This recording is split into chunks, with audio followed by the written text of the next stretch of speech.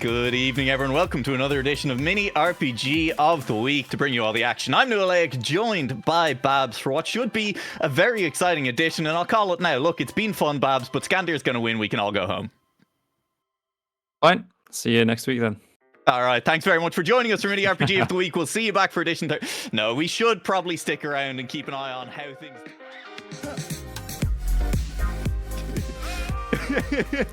Okay, well, maybe we should stick around. I think it's a possibility that we should actually see how things play out. Things may be a likely foregone conclusion, but there is always the chance that someone does manage to dethrone Skandir, who is on a 4-week win streak at the moment, Babs. That's 2 more than anyone else has ever been able to put together in Mini RPG of the Week history.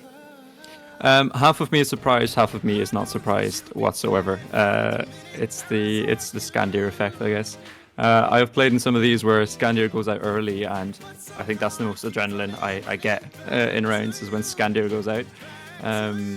So I wonder what sort of race we're going to have today. Is it going to be another domination from himself, or will we have a surprise in the books? Should be an interesting one, and I'm looking forward especially to seeing how things go on this map. Mapper this week is Australix, a mapper that veteran players of Mini RPG of the Week should be familiar with. He's done a lot of mapping for the competition along the way, being one of the resident mappers for it. He did his seasonal daytime series, I guess you'd call it, where he did kind of, fall morning, fall evening, fall night. He did spring morning, spring night, etc., things like that. And really did try to stick with maybe themes. I think one of was it the winter series last year or the fall series last year was he was trying to incorporate reactors in interesting ways. And he set himself another challenge here tonight, which is mapping exclusively with scaffolding and bleachers blocks, which I don't know how it's going to turn out. I mean, Australix himself has said that he's happy with how he's done, given those constraints of, kind of forcing himself to only use a couple of blocks, that it is a relatively varied map considering that. But it is definitely an interesting challenge to pose yourself, especially with a mini RPG track where, you kind of are looking to do more interesting things than just provide a drivable surface. Yeah, I mean, mapping itself is terrifying. I would not recommend it to anyone. Mapping an RPG track is a step up, and then mapping an RPG track with limited blocks is an extreme level. And trying to make something of good quality for our competition today is going to be interesting, because it's a challenge to map, but it's going to be a challenge to drive as well for the drivers. So yeah, I'm quite intrigued actually to see what Australix has cooked up for us, and I'm sure the players are as well.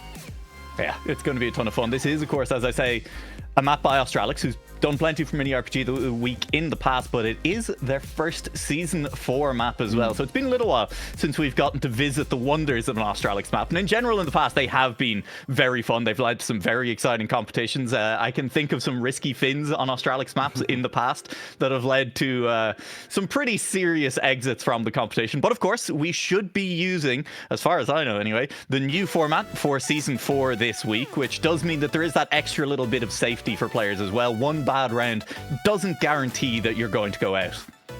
Yeah, absolutely. I, like Australix, have been away from Mini RPG of the Week for quite a while, so I actually haven't been able to cast or play with the new format. So I'm excited to see. Have you seen the new format?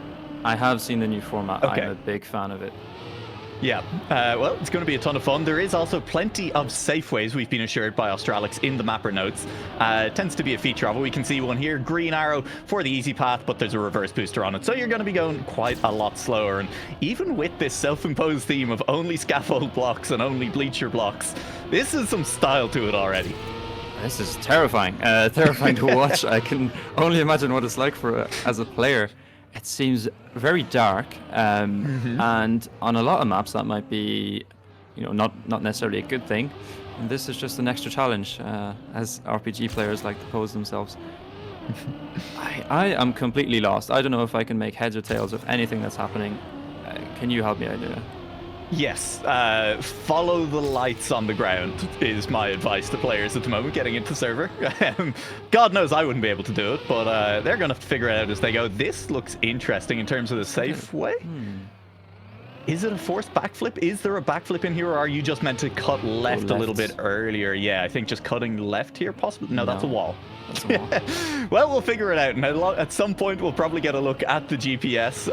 But this is Jaxi trying to figure out the way at the moment, and I don't blame them because there's something going on here a little bit. It does look like, to me, maybe there's a backflip there, but even if there isn't, it will work to eventually get you over there. Jax at the moment definitely just exploring the safe routes, and we'll figure out what the difficult routes look like in a while. Lucis is going for some jumps at the moment. And I do remember on Australix maps as well, we have seen already once in this map. Oh, that's an interesting bend. So there's the difficult route on that section. Oh, wow. Oh dear. He enjoyed, even on maps that weren't kind of built around this theme of using as much scaffolding as possible, using kind of those narrow scaffolding blocks as a safe route to kind of force a very narrow, very winding path that, you know, it was still very drivable, but did force players to go a lot slower through them. Yeah, the name of the game today is precision, I think, and being comfortable with your car control. And I'm just glad he hasn't used any snow car in this, because it would be absolutely terrifying to drive. Oh, there's some interesting jumps, though. Nice, like, wall bangs into flips, into interesting landings. I think for some players who might enjoy that type of thing, it could be quite interesting. But I have to say, I'm glad I'm behind the screen and not actually in game at the moment. It is a backflip. Oh my god. Oh, it's a roof hit. Babs, I'm predicting a lot of minuses by the end of this evening, just because I think there are some players who are going to struggle and are going to say, I don't want to be banging my car off everything on the way through. This precision is not for me. Is that, are you meant to have the speed for this jump? Is that meant to be a rail ride? It looks like it's speed for the jump rather than nothing to do anything with the rail. Oh Lord. And that's the risky fin. Okay. There seems to be a sort of timing on the air brake there. Ooh, Lucis just got. Yeah, it's very spooky, isn't it? There's an aura to this map. Where's the GPS car? Is the GPS car all in first-person view? Turn ghost on the player. No, I think GPS car entirely in first-person view. Maybe this doesn't feel like first-person though. Yeah. Yeah, no. I know it's, yeah.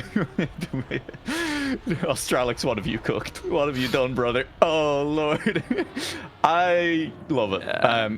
I do think, I'm wondering if it was genuinely maybe a deliberate choice to have an invisible GPS car. You're getting the route, but you're not getting all of, you know, those, how is this wall back? No, there it is. It showed up. There it is.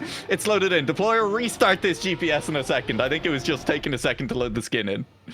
It did look very cool without the car on screen, but I'm not sure it's very helpful for the players in that sense. So here we go. It is. Yeah. It's totally fine. It was there all along. Do you remember the movie Tron? I know of the movie Tron. It was a movie. It was a lot of sort of dark spaces, and the like characters and all the buildings and everything were represented just by beams of light on the contours. Yeah, so giving me that sort of vibe on this map.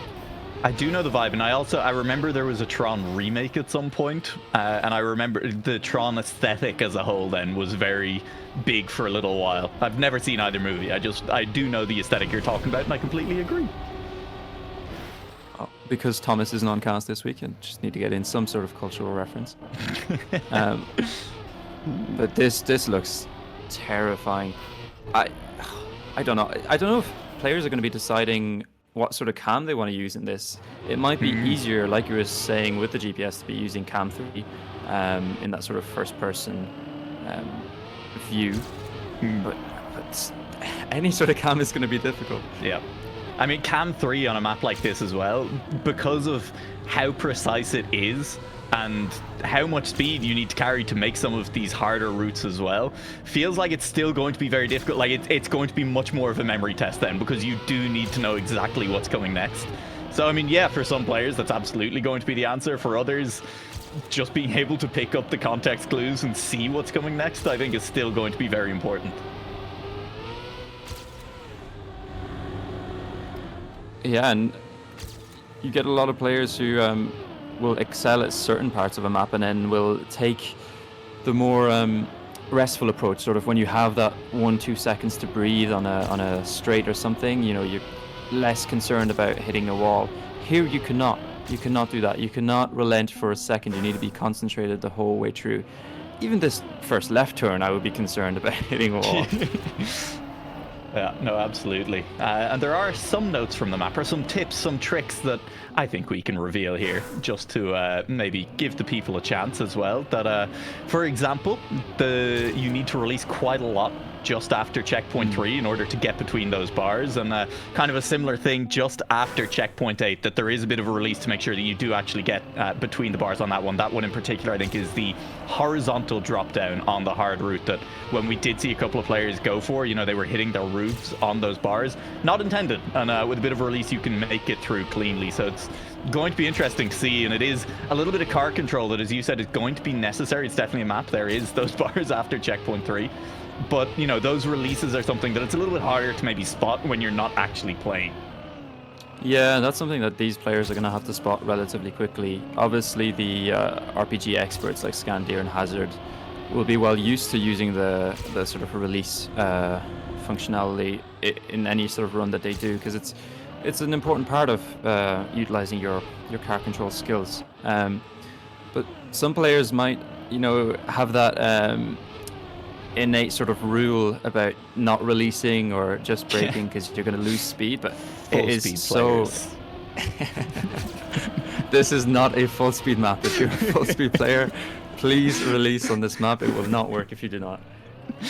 Yeah, it's going to be interesting. We are seeing the times also start to creep down a little bit. Still 11 minutes left in registration. One of the changes with our new format as well is that, yeah, no joining the server with 30 seconds left and just trying to figure it out as you go. You do need to set a time at some point during the warm-up in order to be registered for the competition this evening. But no one with an author time just yet. Scandir, in fact, the only player even remotely close to the 52.4. Nobody else within a second and a half of that at the moment. Yeah, I mean, already a 52.4 is incredible. And I feel like anytime I cast Mini RPG of the Week, it's the same scenario. It's, oh, Scandir is close to AT within 5 minutes of knowing the map, and it's really impressive, because Australex said in the notes for this that 52 is already a good time. And yeah, Scandir already looking good for maybe win number 5. Yeah, could be win number 5 in a row. He has, of course, also won 6 out of 11 editions in Season 4 so far. Domination of the likes of which has never been seen before. Well, I think also worth noting that in our all-time leaderboard for Mini RPG of the Week, at the top we have Yanix and Hazard with 10 wins apiece. Scandir really only started playing in the middle of Season 3, kind of towards the end of it even, and has already managed to put together 8 wins. Tied with Ice at the moment on 8 wins for 3rd place on that leaderboard. So he's been, ever since kind of, you know, the World Tour slowed down and Scandir has had a bit of time to enter more events like this, really dominating the competition here in Mini RPG of the Week. Yeah, absolutely. And those top 3 spots, ever so important, obviously, when we look to Mini RPG of the Week Ultimate, with those automatic qualification spots. So Scandir maybe with an eye on that, thinking, I'll just get my 15 or so wins and I should be comfortable enough for that. Yeah, sure, why not? Just put together plenty. Also, you know, I mean, bit of stability at the top of the leaderboard then. If nobody else can win an edition, then nobody can catch up to Scandir. That's just smart. That's good tactical play.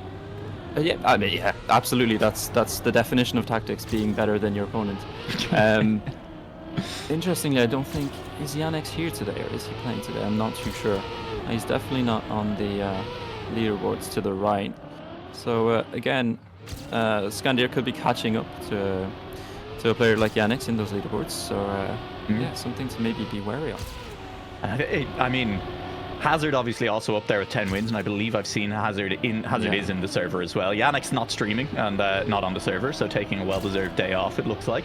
But I do think that, at least in my recent memory, Yannick is the only person to make it to a Final 2 with Scandir and beat him. Like, there's you know, some weeks when Scandir, as you mentioned, has gone out a little bit earlier, wasn't really vibing with the map, but in terms of actually just straight up going head to head with Scandir on a map where he's clearly feeling comfortable, Yanix is the only person that I can remember who has actually taken him on directly and won. The fact that you said head-to-head was quite funny to me there, because I think Scandir is a lot shorter than Yannick's in real life. So, be an interesting mental image. But yeah, absolutely not an easy feat. And I was talking to somebody in the Irish community recently about nerves and when your heart rate goes up, and sort of being in those stressful situations. You know, being in a final is one thing. Being in a final against Scandir on his home turf is another completely. So I think that might play into his favor sometimes, especially when he's on 4 wins in a row. Everybody knows that. You know, anybody getting towards that top 10, if Scandir is still in, they're thinking, well, I can get top 2. Yep. One of the really interesting things about the new format, though, is definitely that it gives some of the players who aren't maybe consistently making that top 2 a lot more opportunity to play in high pressure situations, right? Yeah. Because once you drop down to that elimination zone, once you're in the danger zone in that next round, we've talked about a lot, you are essentially in a smaller map. You know, the rest of the competition becomes irrelevant. You are just fighting for your life against, early on, 7 other players, later on 3 other players, and then finally, once we get down to kind of our top 14, it is just, or top 14, top 10, whenever that changeover happens, there are much more opportunities for players to just 1v1 each other, for the pressure to really be on in those situations as well. So it's going to be interesting seeing over time as well. Do players get a little bit better at them? Do we see kind of, you know, the ice start to come in, the clutch moments start to happen a little bit more? Yeah, because the only way you're going to get better at it is being exposed to it, right? More practice and more knowledge of how you're personally going to react in those sorts of situations. So even if it's just in the lead up towards the top 10, and you start, maybe you have a bad round and then you have to recover, it can get you a little bit of confidence, thinking, you know what, I can make a mistake, but I'm good enough to come back from that and put myself back in the mix. And then later on, that can play to your advantage if you do find yourself in a final, especially against somebody like Scandir. And I was just thinking, for some of those players who might want one of those sort of automatic qualification spots, it's probably going to be difficult, because if Scandir just keeps going on a run and wins every single one, you're not going to have many opportunities to win them yourself. So Yannick and Hazard might be thanking Scandir, actually. Oh, absolutely. I mean, they're feeling pretty safe, and it does have to be said that, you know, before Scandir popped up and started winning a lot, Ice was on a run that, while not the same, was not entirely dissimilar. You know, I mean, Yannick and Hazard, I think, definitely picked up a few wins back in Season 1.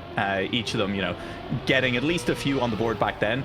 Ice didn't really start playing or start winning at all until midway through Season 2, you know, so less time than them, and is still sitting only a couple of wins behind them, and really was continuing throughout Season 3 to pick up more wins than either Yannick or Hazard. Kind of. Hazard had a very good time in the middle of Season 3 there for a while. But definitely Ice was on the hunt. You know, was really looking to make a push towards those top 2 spots, maybe even. And at the moment, Scandir really has put the freeze on a lot of players trying to make those moves. Yeah, a lot of players. Another name that comes to mind is Artis. And you'd have to give me the numbers on this, on how many wins they have. Currently 3. But yeah, which kind of a similar thing. I agree. Like, Artis has picked up those 3 wins since where's Artis's 3rd win? I can see 2 of them. There's one in Season 3. There's one in Season 4. And apparently he has another one somewhere, but I can't find it. Oh no, it was 2 in Season 3. It was 2 in Season 3. But I agree with you. Artis has continued to look better and better over the last few months, and kind of a similar thing. Maybe Artis would have a few more wins to his name, maybe catching up, if not on 8, then maybe kind of like 5, 6, 7 at the moment, if there wasn't all of those Scandir wins in there as well. Yeah, absolutely. I mean, that's the point we were making, right? Scandir is sort of the impenetrable wall that if you want to get a win in Mini RPG of the week at the moment, seems like he's your biggest obstacle apart from all the other players on track. And at the moment, he is the only one with 51. Not only that, he's 0.7 ahead of anybody else, which in Trackmania terms is quite a lot. Yeah, it is plenty. It's going to be super interesting. I mean, we've talked about already the fact that he's on a 4-week win streak. I think it is also it should be mentioned that he would probably be on a 6-week win streak if it wasn't for the fact that a few weeks ago Binks showed up and won an edition as well, right? Which Other than that, Scandir won a week, Binks won a week, and then Scandir went on his 4-week win record. Although, to be fair, in the week that Binks won, Scandir did come 8th. So maybe it's a little bit unfair to the other players to be like, oh yeah, Scandir would definitely be on 6th right now if Binks hadn't won a week. Yeah, I hate those TMGL players coming and ruining everything. I mean, he's always spoken about pretty much since the start of this edition.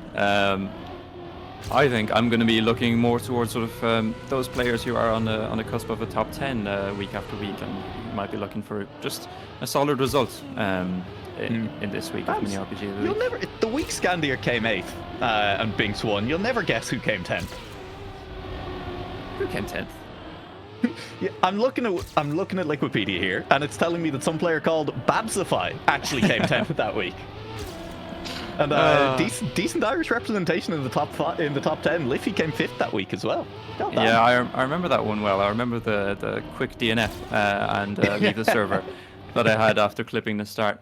I continue my search for a Trackmania News Mini RPG of the Week appearance. any day now, you know, top 4, you'll get there. Obviously not this week, but hey, maybe Liffey could do it some week if he was actually in the server and not in Twitch chat. No, Liffey I think has found a comfortable position in Twitch chat, but yeah, I mean, we do need a better Irish performance. I think the best we've done is something like 5th. Maybe that performance from Liffey was the best we've done. Yeah. Need to show some love to Mini RPG of the Week a bit more. Absolutely. We also do have Thomas jumping into chat, who's going to be talking to Pack over on his podcast Keeping Track later on this evening, to be published at a future date. And he's asked us if we have any final question that would be interesting. And personally, I think one like, who is the British or Irish player you think is most likely to take on the mantle of the pro from the islands to beat? Could be an interesting one. I don't know, Babs, do you have any ideas on that? Yeah, something like who is or who are the players who are going to pick up the mantle. It feels like there's a bit of a generational change, if that makes sense, with a World Tour seemingly not being held this year, and there's a sort of new generation coming through and playing in events, trying to claim that they are the best players out there. So something in that vein. Where did Pac talk about it? But I think he said, people might be surprised to hear that he is kind of interested in continuing to compete and look for things this year, given that he really wasn't playing much other than World Tour last year. That might have just been in the British-Irish Discord or something. I don't remember where I saw it, but he was saying, he is still motivated to play the game, hopefully this year, that he is going to try and enter a few more competitions now that he doesn't have World Tour gobbling up his time. So we do at least have that maybe to look forward to. But for now, we are going to kick things off week 12 of Mini WPG of the Weepy. That's the words, yeah. Mini RPG of the Week. Week 12, Season 4. No players eliminated this round, but we are going to send 16 of them to the Danger Zone. Yeah, I'm sorry, that is too funny in Mini WPG of the Week. as I think all our players in the Mini WPG of the Week have the heebie-jeebies. Because this map is terrifying. Scandir, actually, with the early mistake, is towards the back. And we do have 73 players total this time around. I wonder how many are going to be in the danger zone. You said it before, it was 16, is it? 16, yeah. So it does say over on the left there. And of course, we have had some wonderful UI upgrades on the server as well. So once we get into the danger zone rounds, we will be able to sort that leaderboard on the left to only show us the players who are currently actively in the danger zone, which is legitimately an incredibly useful addition. I have to commend you on the naming of the danger zone, because once you enter the danger zone, all I want to say is welcome to the danger zone. Yeah. I had no part in it, which is to be clear, but I agree. It is very fun to say, and Thomas did end up for week 1 of this season immediately adding a bunch of sounds to the soundboard on this server. I'm in danger. Thank you, Thomas. What a contribution you've made to Mini RPG of the Week history. Into the danger zone. Yeah. Okay, great. Sorry, I just had to familiarize myself with what's going on there. Yeah, absolutely. Yeah. No, so it's good. Yeah, I mean, I've also been calling it various kind of synonyms. Not really. The cage match that we get going on with 16 or 8 players or whatever. Hell in a Cell, whatever you want, really. Like Money in the Bank.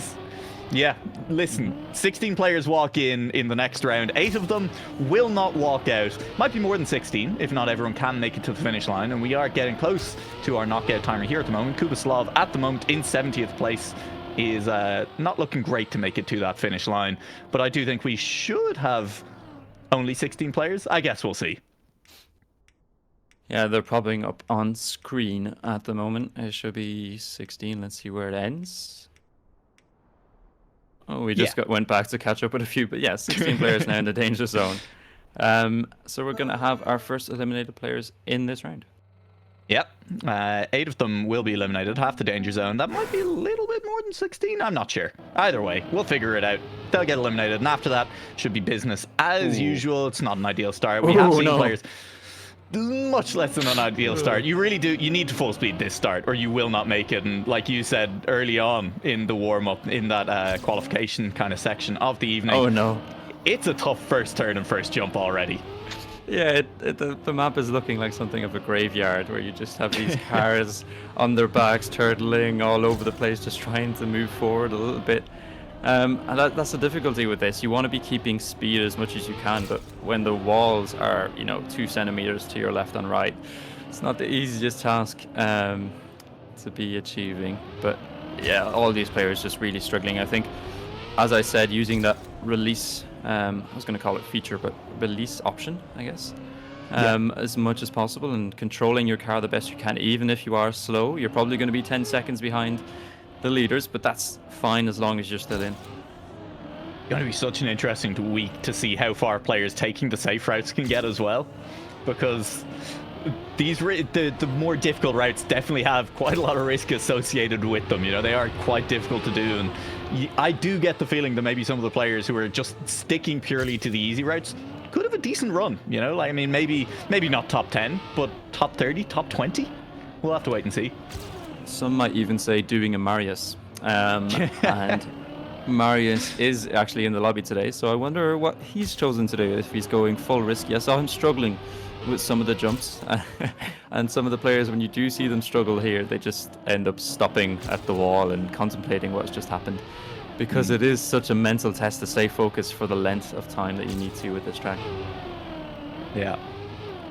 I'm just watching the danger zone over the left. It's only showing us 4 players, but that feels like a lie. The danger zone is lying to us right now, because we should be seeing 8 eliminations in this round, and we know that there were at least 16 players in that danger zone originally, and so that'll sort itself out. There they go. That is 8 players, more than 8 players eliminated. That was DNFing when you're in the danger zone, a bad idea.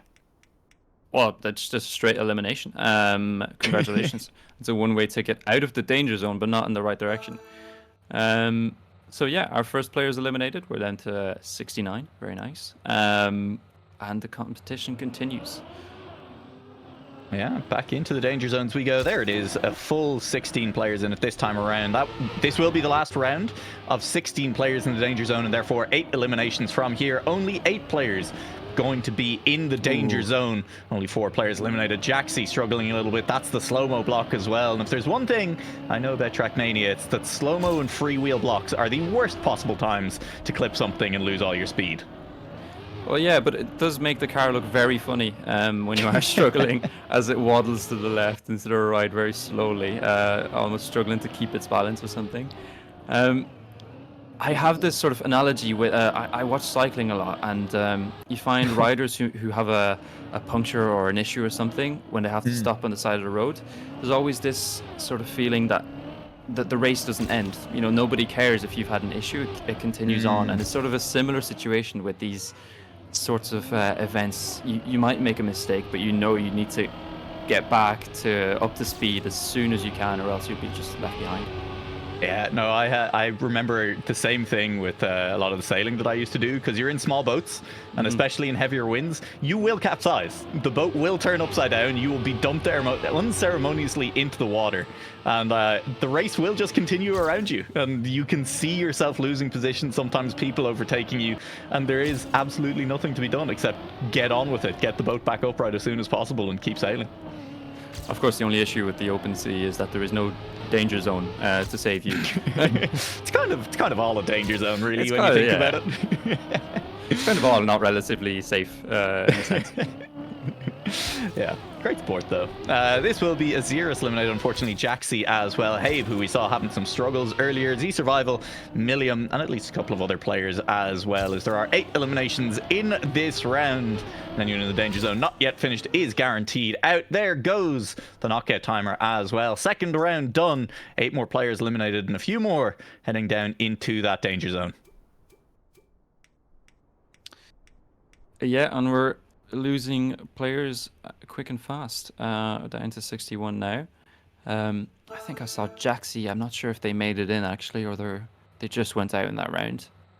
I have to say Jaxi, one of my favorite names of mini RPG of the week players. He is out, which is very sad actually. But the race continues, as we said, as a lot of players struggling again with these first jumps, and you see the slow-mo again having an impact.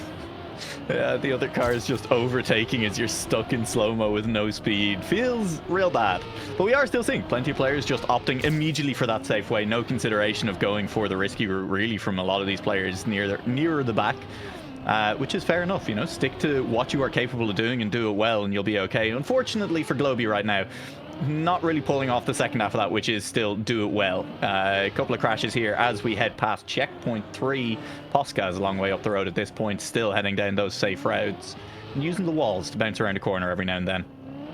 Yeah, just watching this, I'd love to have like an aerial shot of just everything happening. If on one of the rounds we could have like an aerial shot above the map, where we just see all of the cars go as one and then disperse. That would be brilliant, because it feels to me a bit like like children's soft play areas and those like like jungle gyms in a McDonald's or something like that. Yeah.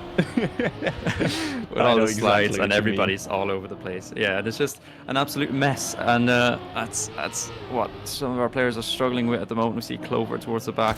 Posca, who failed that landing earlier, is going to get it cleanly this time and is going to finish just above the elimination spots, I believe. Yeah, I mean, just above the elimination spots, but about 9 seconds clear at the very least, it looks like here. AFK Gamer taking a while there, which is... yeah, I mean, it's always entertaining scene. It is worth keeping an eye on those. I know I forget to do it a lot of the time. Like, oh my god, they're only 1 position apart in the elimination zone. And you're like, okay, but they are like 10 seconds apart. You know, I mean, it becomes more apparent in the later rounds when there is only 5 players left. And you're like, wow, they're 1 position away. But yeah, someone has made a big mistake and is a long way down. I'm saying this, Babs, because I keep forgetting to do it. And it's a reminder to me to keep an eye on the times of the players who are in the elimination zone for how close they actually are to avoiding it. Yeah, I mean, I will take your tip on board, even if it's for yourself. You're somebody who has more experience than I do. I'd like to play a little game with you. I'd like to pick a random player each, maybe a name that we both don't know, and whoever finishes top wins. No prize, anything, just... All right.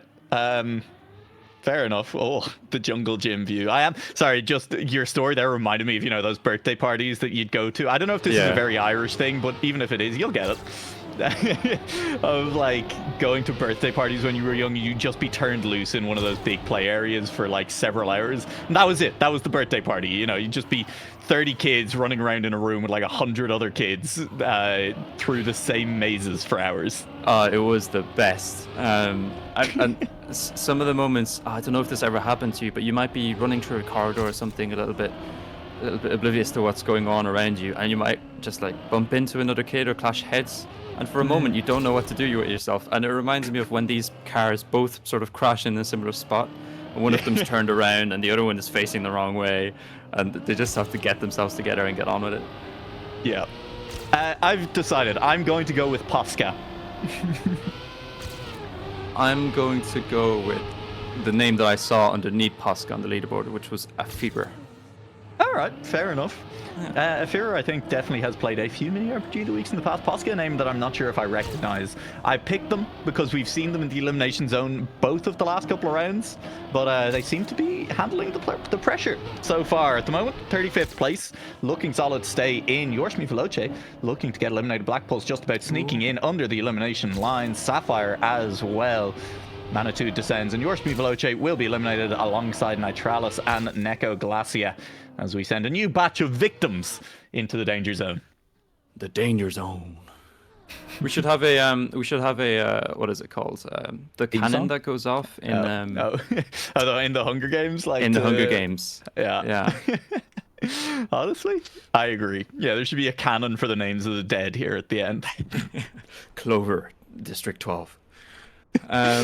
We did have to. I just want to note that we did have to speed up that leaderboard. The first couple of tests of this format had like the kind of names flashing orange or in grey, much slower. So I feel like adding the cannon may reintroduce a lot of that time lag, or just machine gun fire shooting those names off. It would just make no sense in the end. I have instantly forgotten who I went for. Afira, thank you very much. I'm glad you remembered. But yeah, so the bets are in. It's a life or death situation, I guess. And we're down to very quickly. Actually, we're down to 39 players now. Or no, down to a few more than that. Just over 40. But 52. yeah, losing. Isn't it? We're losing 4 players per round, right? Correct, yeah. 8 players in the danger zone, 4 players in danger in those kind of sub-matches, as it were, as I think is the easiest way to think of them. There are 8 players who are only racing each other out there on track at the moment. One of them is Yogg, who is going to fall down and will hit the checkpoint. Immediate double respawn necessary on that one. But still within striking distance, only a couple of tenths behind Rejaz. In fact, they're both on the same checkpoint at the moment, and it is basically a 10th. I think you can actually see Rejaz up front there, but Yogg will crash. And now hoping that someone else has crashed the end, looking for the line. I think still safe. Rejaz did end up respawning, finishing in 39th. McBoss snuck on through as well. Yeah, just considering with these players going out, this feels like one of those maps where you're disappointed to be eliminated, but there's nearly a bit of a relief that you don't have to play it again, because it seems like such a test of just getting from the start to the end without making any mistakes. Oh, and there's a fear. Well, I mean, not eliminated, just back into the danger zone. Could be fine. Now, I do see Posca significantly higher up the leaderboard. We do also, look, you can keep track of how many times players have been in the danger zone as well. I mean, Afira's been in there twice. Posca been in there 3 times. We do often get into the top 10 and get to spot that Scandia is still the only player in the lobby that has not yet seen a danger zone, which is always fun.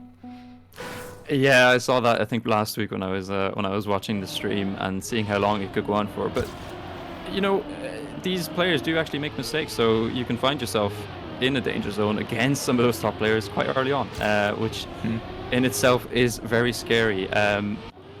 Afira being approximately 8 seconds behind everyone else in that last round does not fill me with confidence, but I still believe. Full faith. They're going to send it. I mean, speaking of top players, absolutely. I mean, you have players like Vortex making a relatively early visit to a danger zone here. Vortex, 3 mini RPG of the week wins. No stranger to these style of maps, to this competition in general. But absolutely, I mean, part of the problem there is when you have players like Flo, like Vortex in this, makes it a lot harder for players who are still competing for top 50 places to actually escape the danger zone they find themselves in. Yeah, I mean, it's difficult anyway on a map like this. I actually saw that there's a reactor section there, which I'd missed previously, where the players get a lot of speed going into that backflip.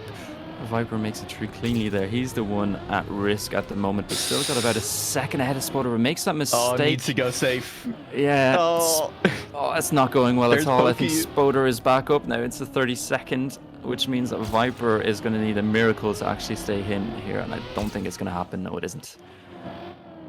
Just a couple of misses there, going for the risky route, and that all came back. You said kind of a one section, that drop down between the bars. He'd made it through cleanly, and he kind of did. He was through, he was on all 4 wheels, but had clipped and had lost a lot of speed and needed to make the call earlier to go for the safe route on that section then. I think probably would have been okay if he'd gone for the safe route first time around.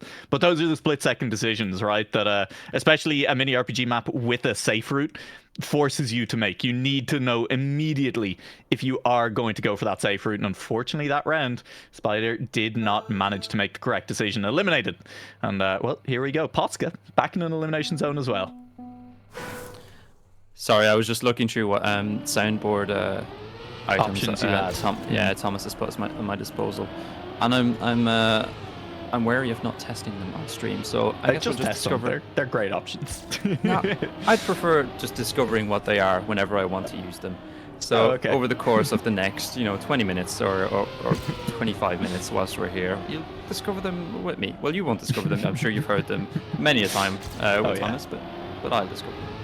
Yeah, Jaxie, I would appreciate if you didn't call out in chat that Nightbot has not been updated in, I think, about a year and a half. It's still calling a Cup of the Day style format, which is kind of still true, but definitely some information in there which should have been updated a long time ago that I had forgotten to until you said it just now. Yeah, this is why I like Jaxie. I like Jaxie in-game, but also keeping us true to our word outside. Keeping us honest. Yeah. Hey, Posca's surviving at the moment. Shadok Alex and Varys there as well. Rastats, a player who has been around for a long time in Trackmania, is currently in 25th place as well. Bap in danger, McBoss in danger, 2 DNFs behind as well. Team Unity not having a great time of it at the moment with Sapphire gone, and Softy D also looking to be eliminated. Bap T looking to catch Varys. Not going to do so. It was close, just over a second between them. McBoss will be the other elimination, still on track. Into the danger zone. Apologies, yes. Yeah. And I think true for Deloitte of Team Unity as well, who are definitely having a tough time of it over the last few rounds, having lost a couple of members already, potentially looking to lose one more. Anyone else exciting in the danger zone this time around? Flo back down, Black Pulse and Yogg back down, Seafill avoiding it by the skin of his teeth. And we're down to our top 40, I believe. Sorry, I have just noticed this. Thank you very much, Keenus. No, no, for keeping Babs honest as well. No, I thought I was going to get away with that. I thought you hadn't noticed it, and it could have come up at a little later moment, and I could have, pleaded ignorance. But alas, here we are, and Black Pulse is having a difficult round. He is in the danger zone, currently in 32nd, made that 33rd, and really struggling at the start of this round. Yeah, going for a very high jump there. I think he can go at least one lower on that jump after the third checkpoint through those bars. Black Pulse opted to go high and safe, hit a wall, lost a little bit of speed, but has stayed safe after a very rough start. Closing in pretty rapidly on Deloitte at the moment, who you can see just off in the distance, a name tag appearing for the moment. Black Pulse is on a tear at the moment. Darrigan just in front, also in that danger zone. Black Pulse has overtaken multiple cars who were in that danger zone with him, but has now clipped a little bit and lost a lot of speed. Will need to go safe route on this next jump. Deloitte is going to go for the risk, has it. Ice is just in front. Deloitte is full crash though, and any comeback may have just been stopped in its tracks, as it will be a full 3-second gap to the car in front. I think Flo was across the line anyway. I'm not sure if Flo overtook at that crash. No, I think Flo was just ahead actually when the ghosts were on there. I could see Flo in the distance, and Deloitte went for that risky route that we haven't seen many of the players go for actually. Really they tend pushing, to go yeah. for this sort of safer route by going the distance and turning around and dropping down. Deloitte just went for the full send jump, but unfortunately bonking the pole at the end just sent him out of this one. Yeah, well, comments on Black Pulse's driving can be made again later, because he's still in the competition for now. Vortex making another visit down to this danger zone. Posca down here as well has already won the competition for me, so I'm feeling okay about that. And isn't that ominous off in the distance, that dark structure looming on the horizon? Players like rats in a maze trying to find their way around it. We'll see who is eliminated this round. This map is terrifying. It's the first thing I said when we load it in, but it does have a very spooky vibe about it. It feels like a Halloween special, and honestly, I love it. Racing around the abandoned building site under a full moon. Yeah, you can go for the lowest of the windows there in that scaffold as well, as we're being shown by our top players at the moment. That was a full crash from Scandir, who has vanished, and will now be somewhere a little further down. You can see over in the danger zone as well. I mean, sometimes this is how it goes as we start to get a little bit deeper in. Still 36 players remaining. You need to be at least top 25, it looks like, at the moment to do it. And Vortex is securing his place pretty nicely in the next round with a current 4th place in this. Yeah, Vortex looking like the stronger of the players currently in the danger zone. Looking further down, Hyperio is in 26th as Vortex is approaching the finish. Mange-moi le boulet is looking dangerous as well. Everybody's sort of within 2-3 seconds as we approach the end. But now it looks a little bit safer for Varus, who finished in 16th, and Clover Hyperion Posca is going to be out in this round, and Yuseka as well. People's champion Posca finally eliminated, but it's a solid finish, making it deep into that top 40. And hey, nothing to sniff at there at all. Looking decent. Clover, Hyperion, Isaka, and Posca, as you say, are our 4 eliminations this round. Vortex is going to be safe in the danger zone in the next one, alongside Corzo, Monjmalabole, and Varus. In fact, all of the players who were in this danger zone will escape. We'll have to choose a different 8 players entirely for our next one. And Seafil, going to be one of them. I hadn't even noticed Seafil was still on track. Well, there we are, Seafil finishing last. But I did notice there was a player who had 5 danger zones that I think we've just said goodbye to. Yeah, Posca was the player who had been in 5 danger zones and survived all the way to about halfway through the competition. So, fair play. I told you, and at the time that I picked them, they were on 3 danger zones already, and they had clutched up to that point. So they clutch up at least once more, will be eliminated on their 5th danger zone appearance. And that's a little bit of what we were talking about earlier as well, right? Giving more players who may not have had it before a little bit more experience in those high-stake environments, in those high pressure when it's win or be eliminated. Yeah, well, Posca definitely had more than his or their fair share, in the danger zone. Rastats, who finds himself again in the danger zone in this one, is going to have a solid round. I saw him taking the safe route at the start, doing a bit more of a sort of NASCAR approach to it, utilizing that release and just snaking his way through the competition right at this point with Flo. Oh boy, right ahead of him. Darrigan. Yeah, the 2 loading players who are trying to stay alive. It is a race to the finish to stay in the competition at the moment. Darrigan and Flo, we've seen them multiple times in the danger zone. Rastats as well, as they're going to land now. Rastats has that slow-mo though, that's going to wear off a little bit later. He goes for the safe route actually, where Darrigan and Flo do not. I think Flo might have had a little bit of a mistake. Darrigan does as well. What is this going to mean for Rastats? They're both actually down in the elimination spots now. Darrigan again making a mistake. Rastats is going to finish, but is going to be eliminated as well. All 3 players in the end going out. I think they just got caught up in their own little fight there and let it get away from them. They did, but Goliath, I believe it was Goliath or Jozo it was Goliath, definitely was just behind them. And up the road, sniped Shadok Alex, who had been just in front of them the entire way as well. So it came down to the wire there. Shadok Alex just about getting eliminated. Look at that, 3 tenths, 2.5 tenths, the difference there. And it will be goodbye to Shadok Alex. And well, an interesting one as we continue on in this one now. This is one of our last rounds, I believe, with 8 players in the danger zone. Should be heading down to 4 pretty soon. It will be 8 more in the next round, and that must be then the last round of 8 players in the danger zone. Yeah, it must be, and then the competition is going to start to, I'm not even going to say heating up, because it's already there. It's piping hot already. And again, similar players that we have in the danger zone. Vortex, again, finding himself down here, seems to have 1 good round, 1 bad round, 1 good round. Oh, Spoder hanging on to the cliff edge. Unfortunately, has to go again for that respawn, but it's not over. Seems to be still safe, as he now just enters the red zone with behind him some very good players as well, with a good checkpoint there. Puts him back into the safe positions. This little backflip here, landing down onto the surface below, and it seems that he's at risk again. It's a very close fight. Yeah, we saw Corzo making a mistake earlier on just around checkpoint 3. It's dropped him a long way down, and he continues to fall a little further away. Monjmalabole chasing, but it's moment this race between Spoder and Black Pulse. Definitely, I think the thing to keep an eye on is they both come up to the finish. Black Pulse just trying to stay safe. Oh, that was clean. There goes Shad Dennis though. Was the player stopped on track? Also in the elimination race.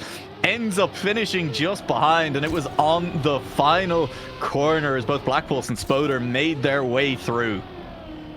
Yeah, that was an incredibly clean end from both players, but well done to you for spotting Shad Ennis, who'd unfortunately slipped up at the end there. It's interesting to see these players going for that sort of riskier route that Bronson has just showed us very nicely. But sort of doing a hybrid at the end, you know, doing the risky jump, but then going for the safe finish, exactly like Bronson is just doing. Except that they're not going to finish, just to prove me wrong. And now they do again to prove me wrong again. Never mind. Bronson, you've deserved your elimination. What a rough thing to say. First time in the elimination zone and immediately eliminated. That's tough. Plenty of players who, well, were sitting on no visits to the elimination zone. It'll be a first time for Telne and for Luces this time around, as we are edging closer to that top 20. And a few players making repeat appearances. Goliath back down. Black Pulse, who has to be on 4 elimination zone appearances at the moment. Can we pull up the scoreboard there for a second, Deployer? 4, yeah. Spoder as well in a similar position. And, well, they've survived so far. Can they do it one more time? Yeah, this must be great fun. Every round being in the elimination zone, just give yourself a bit more of a challenge. Why not? Make it more interesting. Instead of going through the paces, you know, like those players up front, like the Scandiers and whatever, you know, they don't know the true competition of being down here in the danger zone. But soon enough, they will do. Oh, Black Pulse, that's a big mistake. Yeah, that's tough. That's going to send Black Pulse a long way away. Has to go for the risky routes now. And while he has managed to pull them off very nicely in some previous rounds, not so much this round. Seafill was sitting in second place mere moments ago. And what a fall from grace this is now. Battling down around that 12-15 mark. Trying to stay in front of Jozo. Both of them going for the risky route. Both of them making it pretty cleanly. But it's more speed from Jozo, who crashes both of them. Crashed. Both of them respawn. Jozo with a much more difficult respawn. Seafill drives off into the distance as Telne is overtaken. Spoder overtakes as well, and Spoder finishes 4 tenths in front of Telne. And that is, well, I said it, first visit to the danger zone for Telne, immediate elimination as well. Yeah, Spoder, who's a player who is hunting the current campaign record, I think on 23 or 24, the ice player. Very fittingly keeping his cool at the end there, and overtaking the 2 players who were in the danger zone ahead of him, staying in the competition. I think that's Spoder's 4th or 5th danger zone as well. 4th, yeah. Still alive. Very impressive. Yep. And I think, has he escaped 16th place? I think he's 1 place in front of the danger zone for next round as well. So a momentary reprieve for Spoder then. Is it though? Maybe it's not. Maybe it's not. No, it's quite definitely not. Yeah. What am I talking about? Deep in the danger zone. Spoder will return for a 5th appearance. We go again back into the danger zone. I feel that was like a fitting moment for a sound to use there. Oh, absolutely, yeah. You're making your own sound effects, and I think that's beautiful. Well, the sound effects are coming out of my mouth, and it's just generally called talking usually. But here we go again into round number 14 out of 24. Oh my God. 10 more rounds after this. This is so stacked. This is such a stacked danger zone. Liker, Seafill, Artis, Luces, Ice, Vortex. Plenty of players who have been setting top 5 rounds kind of repeatedly, at the very least getting into the top 10 pretty repeatedly. It's feeling to me like a round where a top 10 is probably what you need in order to get it, and that is very much the case at the moment. Spoder, to their credit, currently doing it. Dazzle moving a little bit slowly and looking for the jump, not able to find it. Respawns behind Luces down towards the back. Seafill currently at risk, needs to see Spoder somewhere in the distance, doesn't at the moment. Spoder a long way in front, going towards the finish line, taking a safe route. This could end up costing him. How close is Seafill? Is he close enough to make a difference? I don't think that's cost him 3 seconds to the risky fin. Seafill not quite able to catch up. 1 second the difference. And Spoder with a top 10 time this time around, managing to hold on. That was a PB for Spoder to survive by a second. Yeah, that's a PB with the safe finish at the end was also quite impressive. So they're 5th danger zone now, yeah. And I don't think we're going on to number 6, or are we? I think it's only 4 players danger zone this time. Nope, dodges it by 1. 4 players in the danger zone. You stay alive this round, Spoder. Come on, top 10, I believe. Yeah. Look, guaranteed to get into at least the top 12 now. Just needs to stay out of the danger zone 1 more time to guarantee that top 10 with 5 danger zone appearances under their belt already. Still going to be difficult. Still going to be difficult because we are getting into the cream of the crop at the moment. Some very good players are really all that remains. Dark at the moment, unfortunately, having a rough time of it. That looked to me a little bit like the precursor to a DNF in terms of the release in the middle of that turn, but I guess we'll wait and see. Still a bleeding timeout at the back. Shinex is in the hunt though, just behind Goliath, just behind Bayron. Bayron pulling away a little bit, but Shinex maybe still within range. No. Goliath's upside down. Yeah, Goliath's upside down. Not for long though. They do respawn and go for it again, but I think the time that they spent on their back is going to cost them in this round, as Dark is catching up again. It's a 5-second gap. Bayron has made a big mistake, though. Dark is close behind. I wonder, is there enough time? There's another mistake from Bayron. Is that Dark who's just gone through? He's going for the risky fin. Is he going to make it? Yes, he does.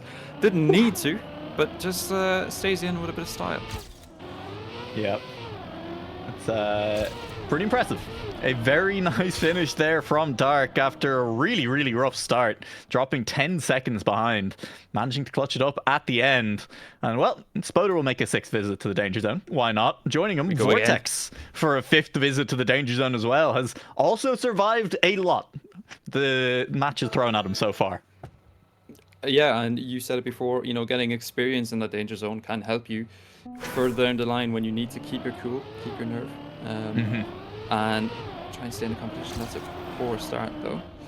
That's not going to make it any better. It seems like this might be the round that will claim Spoder. It might claim Dark as well, as they've had an even worse start. It's between both of them to try and pick off any players in front. I think Spoder's had to respawn again. It's looking very dire. It really is. It's Varus and it's Vortex, and they're sitting comfortably, snugly up in 6th and 7th at the moment. That wasn't very comfortable at all. Vortex is also respawned, and there is Dark cruising on through. Spoder still a little ways behind, but now Vortex on the chase, on the hunt. Dark, the car just in front, but a couple of seconds up the road. Vortex with the reactor has crashed on out, and Dark will extend that lead up now to 6, 7, 8 seconds in front of Vortex. Only one turn left to go. We've seen it be a struggle for players. Dark is taking no chances, still nearly bangs the nose on the way through. Say Finn, and Dark will survive another round. The 2 players from Loading lock out those top 2 spots in the Danger Zone. And let's say goodbye to a player who has given us so much this evening. And, entertained us. You know, I've been at high points with them, I've been at low points, but a very good performance from Spoder all around. Yeah.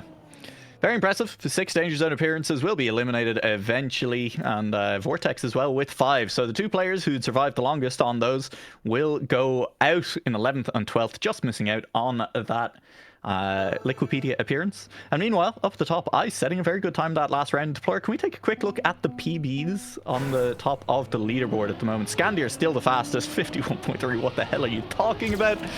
Artis, 51.7, but I mean, Scandier, he looks very good. I don't know if he's untouchable this evening, though. I don't think he is. This map is just that difficult that he can have those bad rounds. I think we saw him making mistakes previously, and that time that actually he's got the 51.3 is the one that he set in warm-up. And I'm not surprised that he has not improved on it in rounds, just because it seems like such a difficult ask to go faster and faster in these rounds. You're more concerned with staying alive and staying ahead of the players behind you, which is something that Marius is trying to do. He's on a good round as well. He's up there in 5th, which is not a good sign for Fate and Dark, who are a lot further behind. They've both accumulated approximately 10 seconds of a gap to the rest of the pack. Marius is going to safe it, as is tradition, and he's going to crown off a nice round, staying in and avoiding the elimination in that one. And I did question earlier, you know, how far a player is going to make it with safe routes and the rest of it. I postulated maybe a top 20. It seems like it's a lot further than that. Plenty of the safe routes still being taken at this point of the competition, and as you've said, does very much speak to the difficulty of the map. Varus will drop back into the Danger Zone for a 4th time. I believe that was Dark getting eliminated after 5 Danger Zones. And we're into the 1v1s now. Single eliminations from here on out. This time around, Varus versus Ice. Yeah, you're praising Ice at the very start about the sort of early wins that they'd gained in Mini RPG of the Week. But this might be one where they go out in that 7th position, accompanied by Scandier, you know, leading the way as a leading light, sort of like, hang on to my wheel, I'll bring you back up. But that's not easier said than done. As actually Scandier makes a little bit of a clip, but Ice is going to have to keep up the pace with that player ahead if they want to catch up to Varus. But Varus has to respawn now, which means that Ice is actually ahead. So now this makes it interesting. Varus has only landed now at that checkpoint. Ice has had a few seconds to gain some time. Goes through that reactor section. Do they get a good backflip? It seems like they do. And it's not looking good for Varus at the moment as we head into the end. Yeah, that's rough. Ice, though, that's a mistake. Yeah, that's absolutely a mistake. Going for the risky jump that time around. He's given close. Varus a shred of hope. Both of them going for the safe route. Varus with a little bit more of a clip, less speed than Ice. Not going for the risk. And if he had, he might have survived the final gap between them. Only 6/10, and Ice will stay alive. There's no reprieve. Straight back into the danger zone this time versus Shinex. Yeah, it was a difference of that one risky line that one person might have taken and another might have not taken. Could have made the whole difference in that one. But in the end, it plays in Ice's favor, who, despite the mistake at the start, stays in. And we're into our top 7, which means that there's a very few rounds left actually to stay alive. So best of luck to everyone.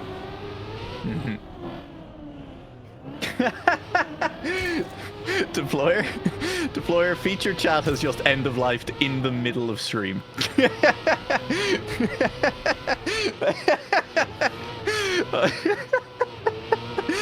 If you reload the page, you get the end of life message.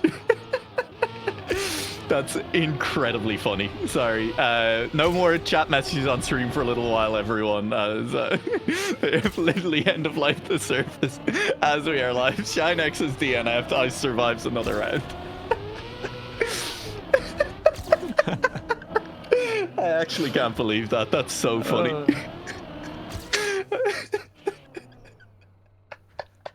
Well, I guess that's one feature we're not going to see again.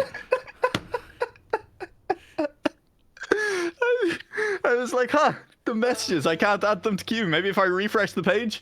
Wait, what? I wonder if we were one of the last people to use that feature. It might have been one of your messages. As they went down, yeah, we tried to send Keenus's message and they were like, nope, shut it down.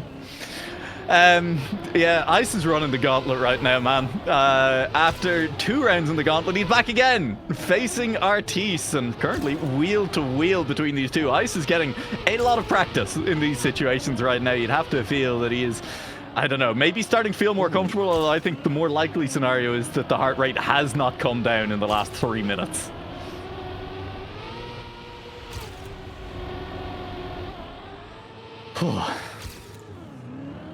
Babs, did you die? I have 11th heaven end of life Babs as well as a service. Well, Artis is going to clip that pole, and Ice, I think, has survived again this time around, taking first in the round with a 51.9, and the 3rd best time we have seen tonight on the track. Incredibly impressive stuff from Ice, honestly. What a round from him. What a string of rounds from him, and guaranteeing that he will not be back in the danger zone this time around. Instead, we see that matchup between the mini RPG of the week old heads. Marius takes on Hazard. I apologize for that. I seem to have to refresh my own page again, but I am not dead. I am still here. I'm not end of life at all. But just as you said, all of these names, recognizable players. Morpheo makes the early mistake. They're probably going to send themselves down into the danger zone. Hazard is making a mistake now. Marius takes the lead. Marius, though, goes for the safe route as Hazard makes that risky jump, which means that they take the lead ahead of Marius once again. But it's neck and neck. Marius has really good speed onto that downhill. We're going to have the backflip now. This one has decided a lot of rounds. Marius gets a good, has to clip a wheel to stay alive and respawns, which means that Hazard is running away with this one. Marius is going to have to hope for a mistake from the Wumbo player. It doesn't seem like it's going to happen, as a lot of these players have been getting used to this end quite well. Heading into it, Hazard goes for the risky line, makes the jump as well, risky finish as well. Why not? Very cleanly done. That is very clean, and it has been in the last 2 rounds from the player in front in that battle. First it was Ice, now it's Hazard managing to nail that end. And even that jump leading into the finish, you know, with the pole over on the right, we've seen a lot of players bump into that on the way through. Hey, well, Ice, he's been running the gauntlet tonight, Babs. 5th appearance in the danger zone. It's a first for Scandir. I think Ice is going all the way. I'm going to call it now. I know we've said about Scandir getting maybe a 5th in a row, but we've seen him make mistakes, and to be honest, we've seen everyone make mistakes. So let's just watch the action and see what happens. Scandir, a slow start, but Hazard does as well. It means that Ice has the advantage early on. Anybody going to clip on the edges? No, they don't, but I think Yeah. Ice made that mistake at the very end, which means that they drop into the abyss, and Scandir has free road ahead of them. Yeah, there's another mistake from Ice, clipping on the window on the way through. Looked like he couldn't decide how low he wanted to go. Could have afforded to go to a lower window on that one as well, it looked like, with enough speed, but was kind of in his own head maybe a little bit. You know, like, well, I'm behind, I'm going a bit slowly. Went for a higher window than he needed to and hit that pole. Now, a long way behind is chosen to DNF. Scandir will cleanly cruise through his first appearance in the danger zone, and it'll be Hazard versus Morpio, it looks like. There's a full crash, as it's fine. Either way, it was going to be Hazard and Morpio fighting for the privilege of trying to beat Scandir in Mini RPG of the Week, Season 4, Week 12. Well, it seems that anybody that I praise or say that they're going to do well seems to go out very quickly after. So I'm not going to say anything about this. I'm just going to watch the action and see who does have that opportunity, like you said, to face off against the 4-time-in-a-row winner, Scandir. Quite a daunting task. Let's see who has the better start. Hazard has a bit of a wobbly one, but recovers it well with the drift, staying ahead of Morpio. Morpio, actually, this is their first appearance, I believe, in the danger zone, which is extremely impressive in the top 3, and it's a very close fight. Scandir is running away with that first position, but right now that is not what matters. I think Morpio had a small clip there. Going to lose a bit of speed compared to Hazard, and Hazard going into this backflip is going to need a good one to stay ahead. A bit of a wobbly landing, but it's just enough. But it's about 2 car lengths between our 2 players as we go into this reactor section now. Straight down in against the ground, another backflip. Who is going to have a better... Oh, it's neck and neck. It's still only 1 car length between the 2 players now. This drift, who's going to go for the risky line? They both do. Hazard gets it clean, but so does Morpio. He's ahead. Who's going to finish first? Hazard gets it. Tied times between Morpio and Scandir. No, it wasn't. I got baited. I got baited by the scoreboard. Hazard, though, wins the round by nothing. 34 thousandths. The final bounce was the difference maker. Hazard just getting a little bit lower. And what a final round this sets up for us as well, Babs. Scandir versus Hazard. A huge win for either of them. For Hazard, it would mean moving into uncontested first place all time in Mini RPG of the Week, separating himself from Yannick's, who isn't here this week, on 11 wins to Yannick's 10th, and also putting a little bit of daylight between himself and Scandir, because if Scandir wins this round, Scandir moves to 9, 1 behind Hazard and Yannick's, and Hazard, I think, might have just done it. Huge mistake from Scandir. Hazard just needs to keep it clean. He can afford a safe round. That's a crash. Is it 3 seconds? Scandir just stopped. He's given up. He's just driving backwards, and he would have been able to catch up. The mistake came through from Hazard, but Scandir had already just given in. Oh my god. I thought I saw Hazard make a clip. I saw Scandir make a clip. Everything was happening. It looked like it was happening again, and I think Scandir just decided to confirm it. He said, you know what, 4 is good for me.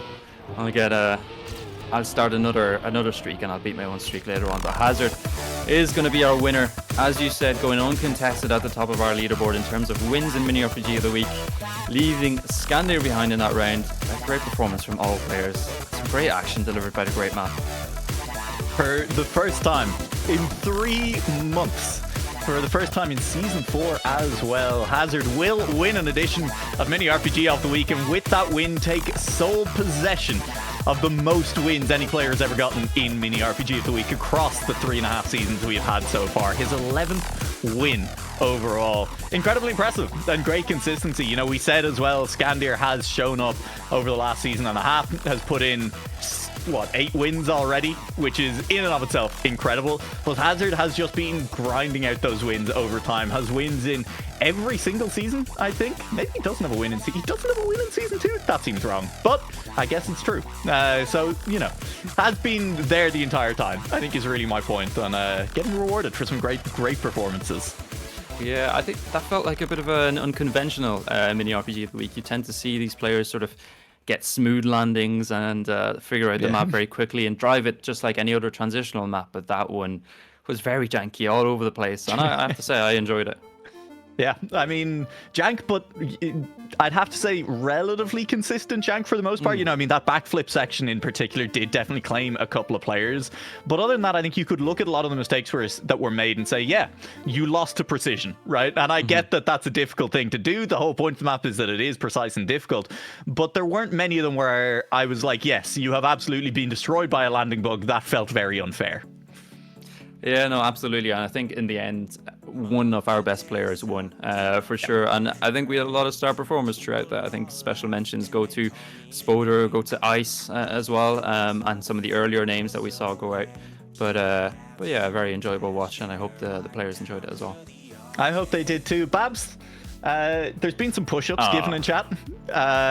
So I listen, mini RPG of the week tradition to split them, you know, between the two casters. So if you want to do, I'll do them all if you're not feeling it, but it'd be appreciated if you joined. How many do we have? 5 each.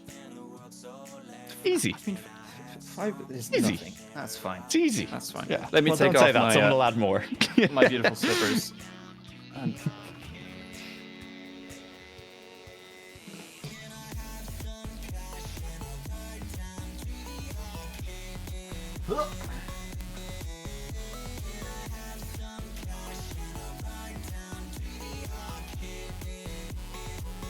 There's no space.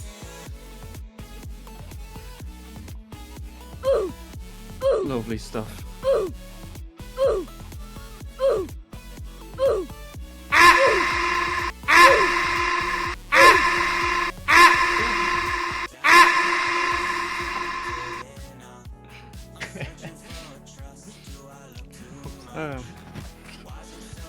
Yeah, you fools. You fell right into my trap. I knew, Babs. I knew that they were going to redeem more when I was down there, and so I did 10 anyway. Did more. Wow.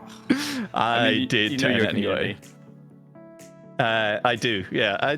Listen, you can do 5 more, Babs. I will do the wrap up and let everyone know you where go to ahead, follow I'll the just keep Discord and doing things. push-ups. Yeah, exactly. Yeah. So I would like to thank Babs while he doesn't have his headphones in, but can probably still hear me, for joining me this week for Mini RPG of the Week. As usual, thank you as well to everyone for joining us. If you do want to find out anything more about Mini RPG of the Week or about Mini RPG of the Week Ultimate, the LAN we have coming up in the next couple of months, do head on over to the Discord found in Nightbot in the chat. It's just there. It's been recent enough. Or follow us over on Twitter at MiniRPG at MROTW_.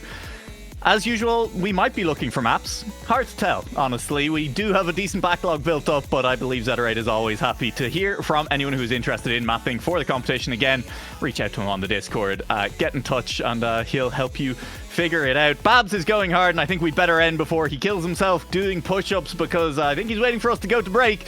So I'm going to stop talking. I'm going to say thanks very much, and we'll see you back next week for edition 13 of Season 4.